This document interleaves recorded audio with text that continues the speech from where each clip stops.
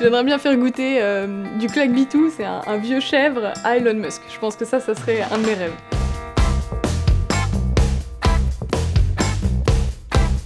J'ai créé mon entreprise avec 2 autres collègues. C'est une entreprise innovante, donc c'est ce qu'on appelle une start-up. On est dans le domaine de l'aéronautique et spatiale. On est encore un peu jeune, donc je ne vais pas forcément détailler aujourd'hui, mais l'idée est d'implémenter l'impression 3D composite dans l'aéronautique. On est dans un processus qui s'appelle la première levée de fonds, donc c'est une recherche de financement pour financer les premiers prototypes. Quand j'étais petite, j'ai toujours rêvé d'être astronaute, alors j'avais la tête dans les étoiles, je crois que je l'ai toujours un petit peu aujourd'hui. J'étais dans un lycée de classe sport en Bretagne, donc un tout petit village de Bretagne. Je ne savais pas ce que c'était les classes préparatoires. C'est mon professeur de maths et de physique qui m'a poussée vers une classe préparatoire à Toulouse. Étant passionnée d'aéronautique et spatiale, j'ai intégré l'ISAE Supaéro.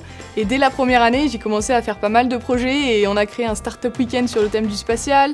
Je suis devenue présidente de l'association Entrepreneurs et on a fait pas mal de projets, ce qui m'a permis de postuler dans le master entrepreneuriat de l'école polytechnique. Et ensuite, j'ai fait une passerelle vers HEC Paris qui apporte cette dimension commerciale justement. Là-bas, on a démarré du coup à travailler sur l'entreprise. On a été incubé quelques mois dans un programme d'accélération de Berkeley, du coup en Californie. Et ça fait maintenant plus d'1 an qu'on travaille sur cette entreprise.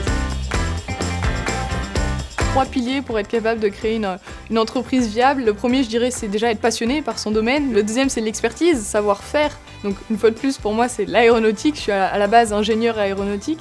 Et le troisième, c'est quelque chose un peu moins tangible, mais ça serait ce que j'appellerais l'opportunité marché, c'est-à-dire être capable de comprendre qu'est-ce que veut le client et ensuite d'en déduire un produit, et pas l'inverse. Pour moi, dans l'entrepreneuriat, le plus important, c'est l'audace. Par exemple, beaucoup de personnes, lors d'une étude de marché, vont envoyer 5, 6, 10 emails. Et moi, je recommande d'en envoyer 300. Et c'est ce qu'on a fait, nous, dans notre étude. Et on a fini par parler avec le directeur général de l'Agence spatiale européenne, à l'astronaute Claudie Hénuré et même au cofondateur de SpaceX dans notre étude de marché. C'était incroyable.